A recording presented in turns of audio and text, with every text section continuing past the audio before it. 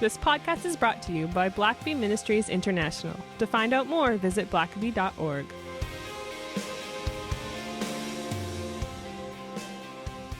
Welcome to the Richard Blackaby Leadership Podcast. My name is Sam and I'm your host. And we have an exciting episode today as Richard recently had the opportunity to speak with Ben Mandrell. Ben Mandrell was elected the 10th president of Lifeway Christian Resources on June 28, 2019. As president and CEO, Mandrell provides vision and strategic leadership to the nonprofit organization headquartered in Nashville, Tennessee. Prior to joining Lifeway, he pastored churches in Colorado and Tennessee. A native to Tampico, Illinois, Mandrell graduated from Anderson, Indiana University in 1998. He holds a Master of Divinity degree from the Southern Baptist Theological Seminary in Louisville, Kentucky, and a Doctor of Ministry degree from Union University in Jackson, Tennessee. Mandrell and his wife, Lynley, have been married since 2001. The couple has 4 children, Ava, Max, Miles, and Jack. This is a great conversation that Ben and Richard have. They talk about the big changes to Lifeway since he became the CEO. Also, if you notice, he became the CEO not long before COVID hit, and even more changes that has brought to that organization and to him as the leader, and also talking about leading in the home. And so this is a fantastic conversation, and I think there are lots of things that you can take home and hopefully apply to your leadership in some capacity. So without further ado, I'll turn it over to Richard for his conversation with Ben Mandrell. Well, I know those of you who listen each week know that one of my very favorite things to do in this podcast is to interview interesting, influential leaders and leaders from business, leaders from church and other avenues. But this is especially a very, I think, just a really exciting interview we have today, because I'm going to be with Ben Mandrell, who is the CEO, president of Lifeway Christian Publishers, who, those of you who know Experiencing God, he's the one who made all that happen with Lifeway and all the different Experiencing God resources that are there.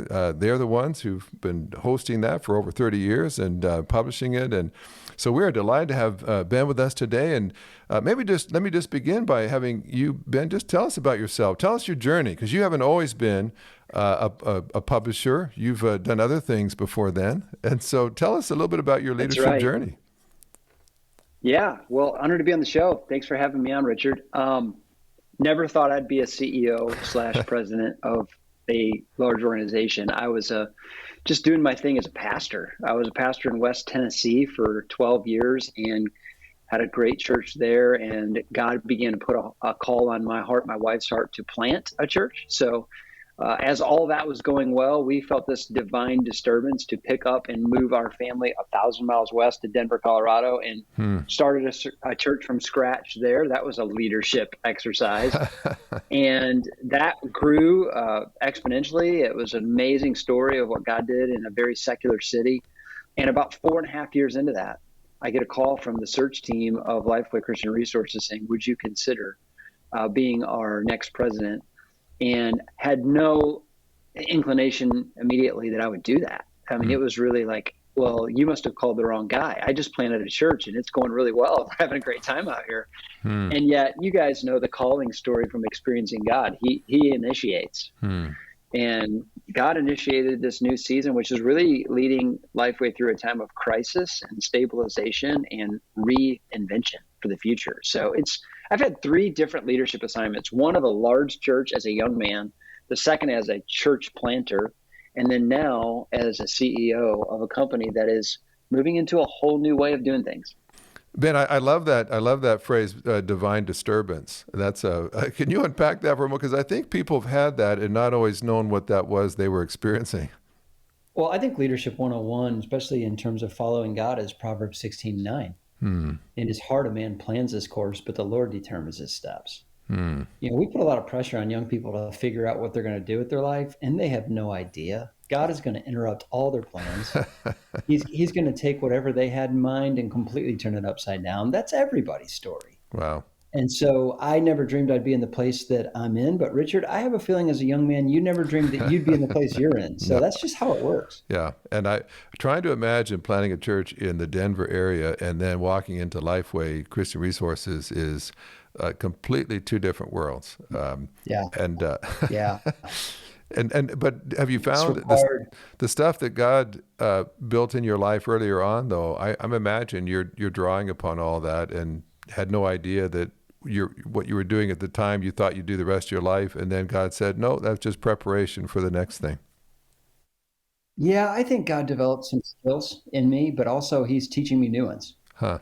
Well, when you came to Lifeway, some people, especially if they're Southern Baptist, they know some of that journey. You made some big decisions. I mean, you came in, sold some property.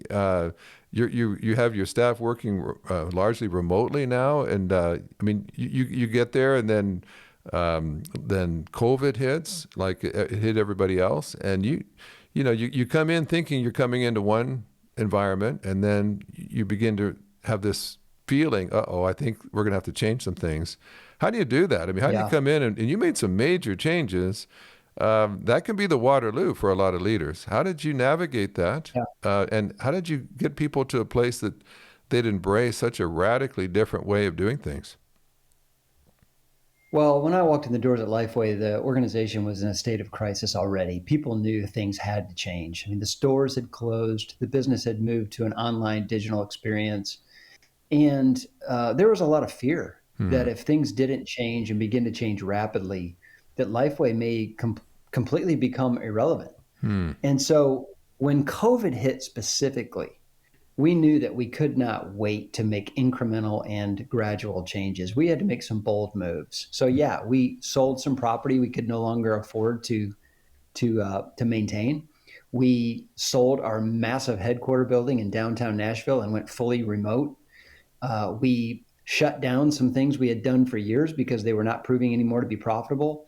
But I would say coming out of COVID, because we made those changes, we are faster, more nimble, and moving into the future, I think, with great speed and velocity compared to where we were. So that's good news. Wow. But in a nutshell, it looked like fire sale from the outside, but from the inside, it felt like focus. Huh.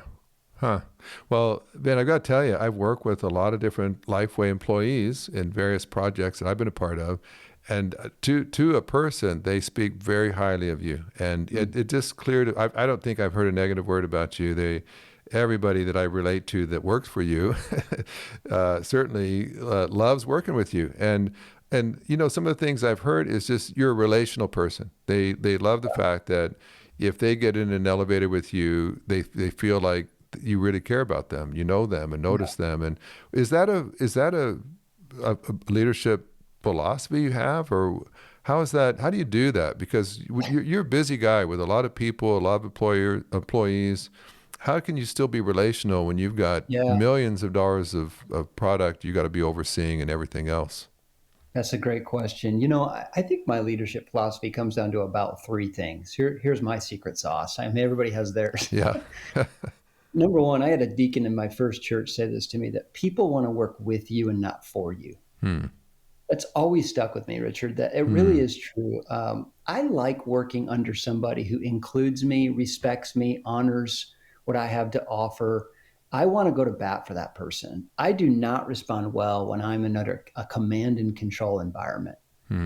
And so the first thing I try to do when I lead is just create a soft, safe, and relational environment where people feel like they're appreciated. And that takes a ton of hard work and intentionality. Yeah.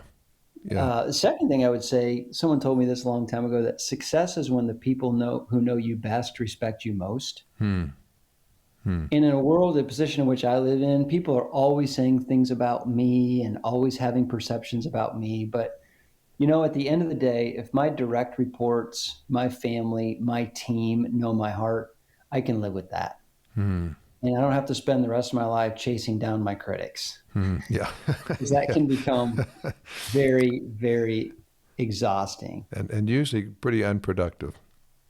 That's right. Yeah. And then the last thing I would say is in church planting, I learned this: invite people into your life and not to a location. I think in the church world, we think if I can just get my unchurched neighbor to church so they can hear the preacher, then I've really scored in evangelism. I don't think that's how it works at all. I think when you get them into your house, you have a meal with them, you show them that you actually care about them, take an interest in them, that's when influence really starts. And so I try to lead that way. Jesus spent a lot of time in people's homes. He ate a lot of meals with people. He hung out with them in their turf. And I think in order to have influence, you really have to get on their turf and show that you care. That's awesome. You've gone remote in large part. I mean, I remember back in the day, the Lifeway buildings of 20 years ago were massive. I mean, you needed rollerblades to like make your way through all the different buildings and right. Production centers, and now it's remote. And like I know especially through COVID, a lot of people have looked at that. I have some CEO friends who sold massive buildings and it's all remote now. Others that just, for various reasons couldn't do that. But what's the secret to that? I mean, because that can also be a massive fail if it's not done right. Absolutely. And so how do you do it? What are you trying to do to make sure that model works for you in the long term?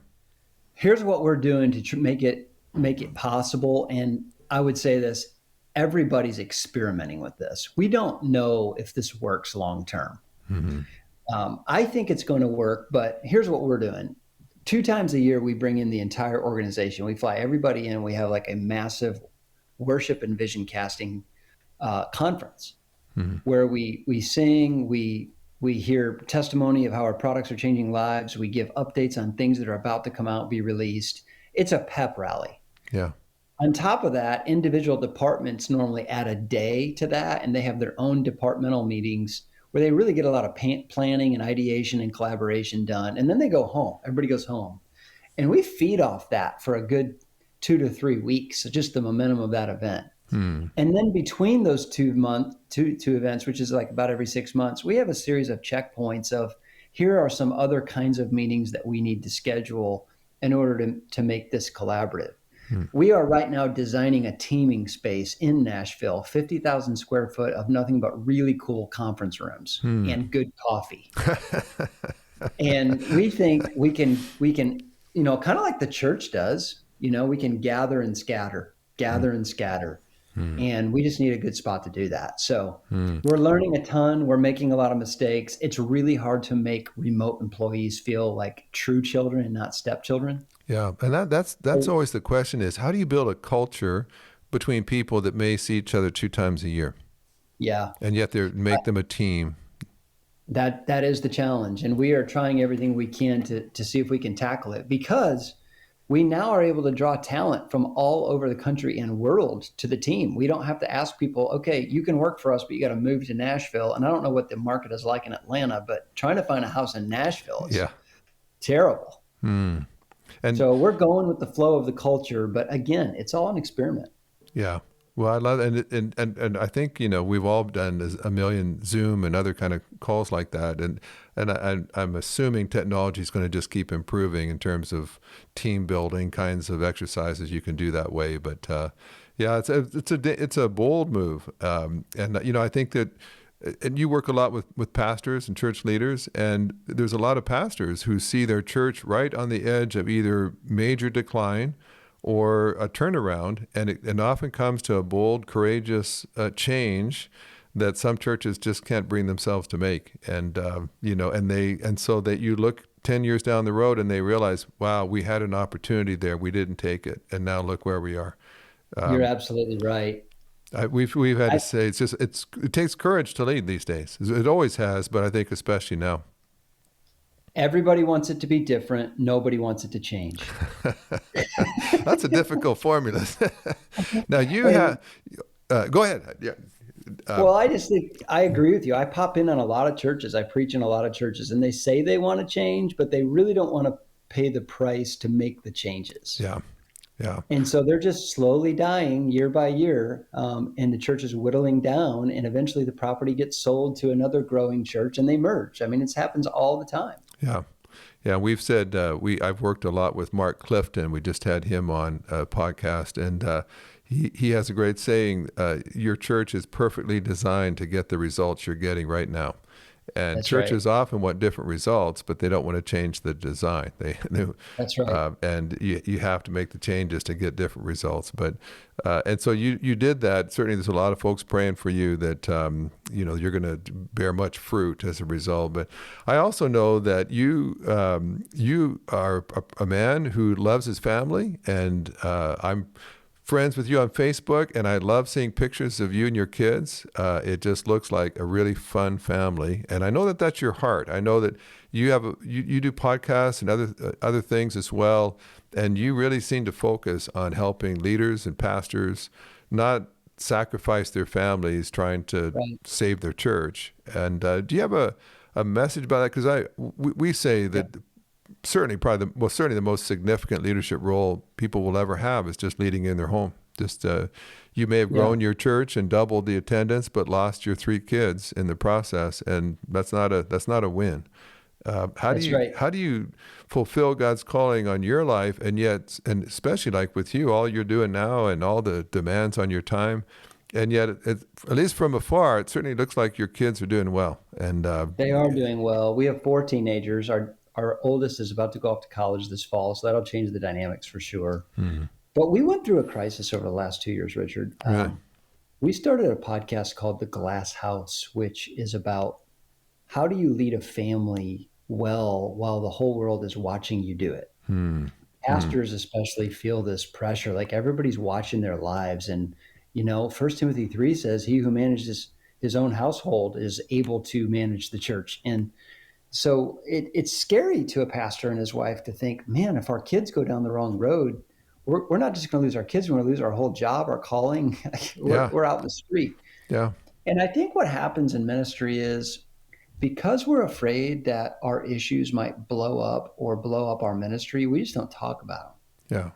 We just shove them under a rug. And so when Lynley and I got off 17 years of every Sunday to come to Lifeway, we realized there were a lot of emotional issues and challenges we had suppressed that really needed to come out and get healed. And we've spent the better part of the last 2 years just walking through a counseling process just to make sure we're healthy about traumas we've experienced as a family and difficulties with our parents and things like that just need to be discussed and processed. Wow.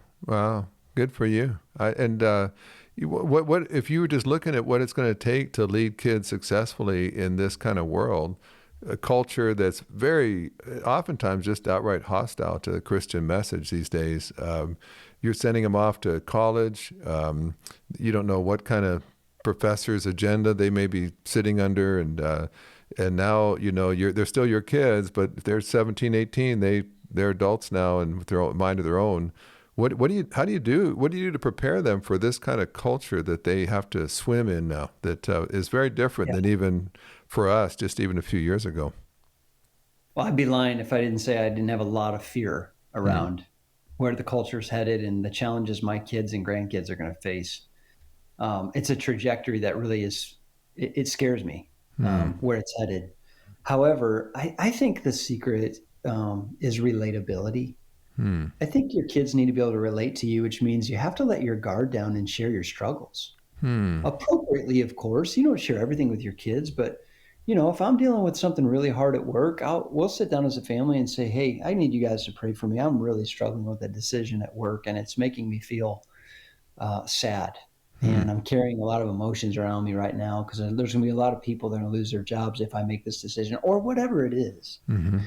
I just find that coming out with it and giving them a view of your inner world makes you a relatable person and they want to follow that. I think vulnerability is endearing to all people, but especially to your kids. So Lynley and I have been very upfront, even when we started going to counseling. Yeah. We told our kids we were going to counseling, and now when we come home, they're like, how was counseling?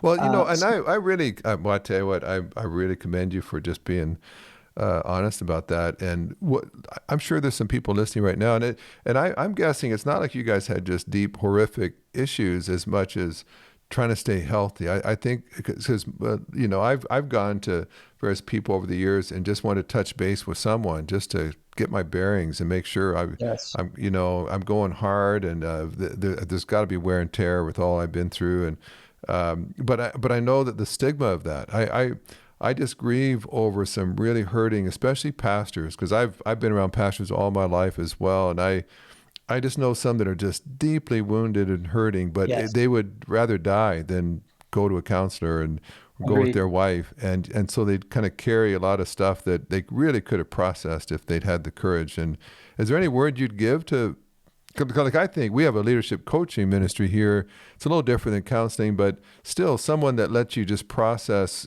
the things going on in your life. And I encourage pastors, they ought to be touching base with someone, every year, every other year, just like a checkup. Just doesn't mean that you're a dysfunctional person. It just means you're a person that lives in a difficult world and needs help thinking it through. If I was a pastoral minister again, I would require all of my staff to go through at least 6 sessions a year with their spouse, with a counselor, just to pop the hood on the emotional thing and ask the question, am I anxious? Am I constantly worried? Am I full of shame over a mistake I've made? Am I fearful about the future and how's that affecting me? Have I forgiven the people who have hurt me, particularly those in the church who have left? Because a lot of people have left during COVID. Yeah. We're all human beings. We carry those wounds with us. And if we don't have someone we can talk to, and it's dangerous to talk to people in the church about it. Yeah. So you need a safe place to process all that. And I've seen some pastors, I'll tell you, my oldest son is a church planter in Canada, and you're trying to, no one's ever navigated COVID before. And so you're praying, you're seeking counsel, and then you step out, you have to make a decision. And then it seems no matter what decision you make, somebody leaves the church over it. That's right. I know at a certain point, my son just said, I've got to stop making decisions. Every time I make a decision, I lose people. I can't afford to keep doing that. But you're right. There's probably more than any other field of work, your emotions are so tied up to that. Because my son will say, I had those people over to my house for dinner. Like I cheered their kids on, and they played sports. I was on the sideline cheering them on. And then because I thought we all should wear a mask for this next month, they left my church over a mask. Right. And it's hard not to take that personally as a leader. Absolutely. It's traumatizing is what it is. And whenever there's trauma, just like physical trauma, there's a period of healing. I remember in high school when I sprained my ankle in a basketball game, I could hardly walk for 2 weeks. It was so bruised up. We get bruised up on the inside. In ministry particularly, and people can't see it, but man, it's inflamed in there. And if you don't deal with that, if you don't process that, you become bitter and you become full of anxiety. And you often need somebody to kind of be a midwife for you, help you give birth to your feelings so you can get them out of you and get healthy again, sort it all out. Here's my story. Lynley and I went to our first counseling session. And I tell people this, I went because I felt like she needed the help. It's a typical husband. So in the first session, he's asking me all these questions. And I'm like, I don't think he gets it. We're here for her. And I'm giving him the best responses, Richard. I'm talking 3 points in a poem for everything he asked me. I'm thinking this is probably the best counseling session he's ever heard. And he stops me. And he says, Ben, I just got to tell you something. I'm really lonely with you right now. And I'd never had a man tell me that before. And he said, you're giving me all these answers out of your head. I'm not getting anything from your heart. And that was really the beginning of the journey for me of understanding that I can live in my head and have all the right answers and still be like not right in my heart. And I think any pastor who's been pastoring a church through COVID, it would be an investment, not expense, an investment to go sit down with your wife for 6 or 8 sessions and just talk out loud about how hard it's been. Wow. And it doesn't mean you're a failure. It actually means you're a success. It means that you had the courage and honesty just to address a problem. And that's how you solve problems, by addressing them and acknowledging them. That's right. Wow. Well, I tell you, I really appreciate that. And are you and your wife, personality-wise, are you opposites or? Oh, she is a strong Enneagram 8, if you follow the Enneagram, which is a challenger personality. So Lynley's an activist. Like she needs a cause. She cares deeply about what is right. Where I'm more of a 7, which is like life of the party. Let's just hang out and have fun. And so, I think everybody marries the wrong person, right?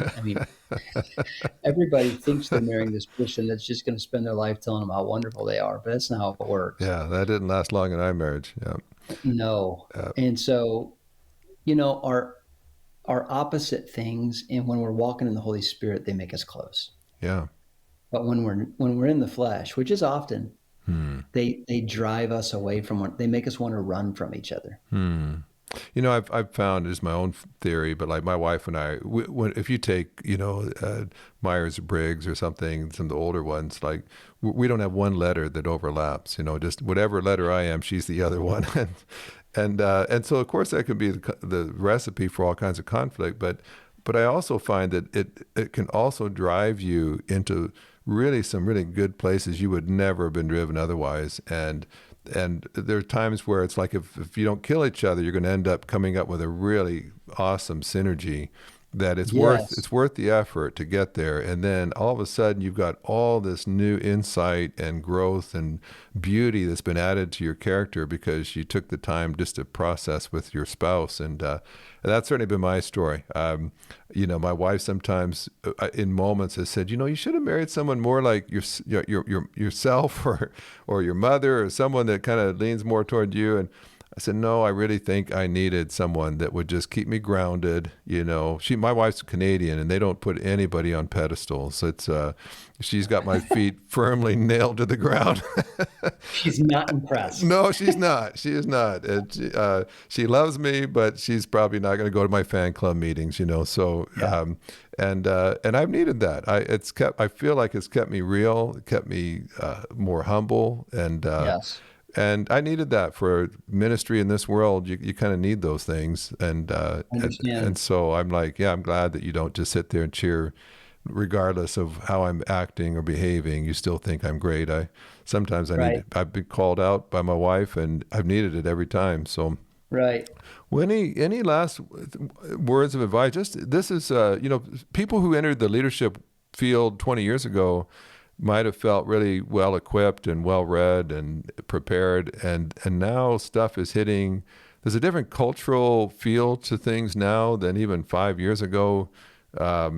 Leading successfully, if you haven't been growing as a leader in the last 5 years, you are grossly out of date at this point. That's right. But any kind of things you're seeing that leaders, if you're going to be effective as a leader in the years to come, you'd say you're going to have to be able to do X. Yeah. Here's the way I've been talking about it. I think it really comes down to being a multidimensional person. So I think being a healthy leader means filling 5 buckets. And I'll hit them real quick. It's health, hobbies, family, and friends, and work. Those are the 5. Now, unfortunately, we tend to fill the work bucket until it's full. And then whatever's left over after that, we put some drops in the other 4. But those 4 things, the guys I know in ministry they have sustained their witness, they're still strong, they enjoy the ministry, they refuse to let the work bucket get all the water. So they take their health seriously, they enjoy exercise, they find hobbies, they do things like woodworking, or they read biography, or they go on history tours, they find things that are interesting that make them interesting people. And then their family comes first in their life, not just their close immediate family, but their extended family. If there's an issue going on with a parent, they take time to deal with it, not just put it away. And then friendship, like they genuinely have friends who love them, who if they quit their jobs tomorrow, they would say, great, we can have more time together. As I'm surveying the land of pastors that are healthy, Richard, I'm seeing those 5 things in their life in right proportion. And because we're in a constantly connected world, it's a battle to stay healthy. Work is just always knocking. Like even right now, since we're talking, I think I got 6 texts right now. It never stops. So you have to take care of yourself. And very few ministry leaders take care of themselves. Very few.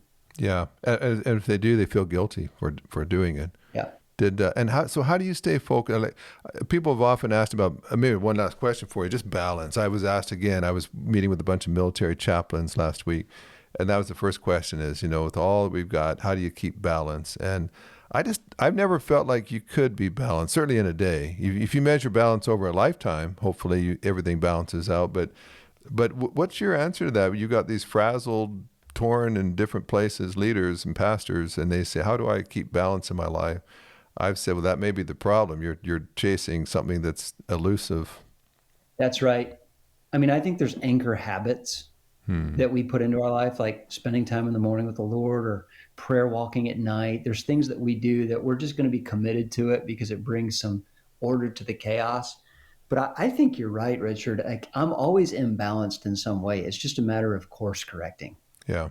And I think what I heard a guy say recently is so true, is that when we see a season coming up, like for a pastor, it might be the Easter season. It's wise to put some rest on the front and the back end of that. To just block off a couple of days before, a couple of days after, to just say, I'm going to rest before and after this mad season of sprinting. And I'm going to spend some quality time with my wife before it happens and after it happens. The guys I know that are doing well with that, that's what they're doing. They're putting safeguards in so that the imbalance doesn't become extended imbalance. Yeah. And, something I feel like the Lord's done with me is just to be all in at whatever you're doing. So, my oldest son, Mike, the other day he was reminiscing about my parent. He was up actually on a platform talking about my parenting. I was leaning in like, okay, what's he going to say? And he started off by saying, my dad was the busiest person I ever knew.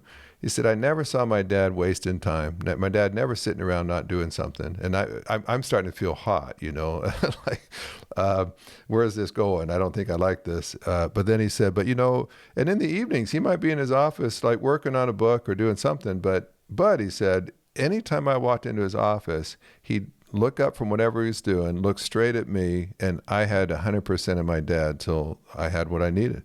And I have no doubt when I left his office, he got back to work. But I've known people that were technically there with their kids, but they were watching the ball game, or they were on their phone. I mean, they were in the room and they could say, well, I've got my balanced lifestyle. I had this many hours at home with my family, but they weren't really there. And I don't know if that's always an excuse, but to at least say if you look at a time chart, you might not have had equal time everywhere, but when you were with your kids, were you really with them? I mean, were you 100% there with your phone put away? And if not, just putting in hours, checking boxes isn't necessarily the same thing. Well, home is a culture, and culture is created by the positive behaviors we celebrate and the negative behaviors we tolerate. So what I'm learning as a dad is it's showing up and seeing what to celebrate and seeing what not to tolerate. It's those two things. Wow. And in order to do that, you got to pay attention. You got to be around enough to see it when it happens, to say, hey, what you just did there with your brother was fantastic. I'd love to see you do that more. Or to step in and say, guys, we're not doing that. That's not who we are as a family. That's not how we're going to roll. That's not an option. Wow. And we mess it up every day, Richard. You and I both know nobody gets it all right. We're not batting 1,000. Yeah. I feel like a Major League Baseball player. If I'm batting 287, I'm doing pretty good. Yeah, with that many kids. Well, Ben, I knew that our time would just race by, and I really appreciate you taking time just to get on our podcast today. But so much wisdom and humility and insight. I really appreciate that.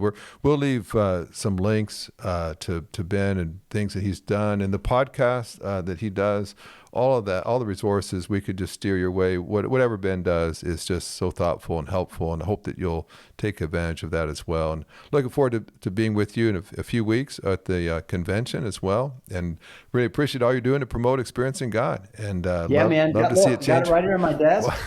I'm midway through it. Haven't gone through it in 15 years. Every time I go out and speak right now, Richard, I'm taking about 50 to 100 copies and just handing them out. I mean, I had a guy come up to me the other day and say, man, I got nothing to give a new believer at my church. What should I give him? I said, experiencing God. Wow. It's still the best resource for somebody who just needs some guidance on how to walk with God. So, man, thanks for allowing us to hit the refresh button on it. I love the new look and the new vibe. I think it's great. Your folks did an awesome job. It was great working with them. But Ben, thank you. Keep leading well, and keep praying for Ben. He's got a huge assignment and the potential, so much so to impact the whole world for Christ. And so praying for you, proud of just what God's doing through your life, and love just seeing the way you invest in your family and your marriage. It's an inspiration to all the rest of us. Well, thanks, Richard, and I look forward to being back with you. Thanks. Thanks for listening to the podcast. If this is something you enjoyed, it really makes a difference if you leave a review and a 5-star rating on Apple Podcasts or wherever you listen. Don't forget to subscribe and share with your friends. We always love hearing from our listeners, so email us at podcast@blackaby.org.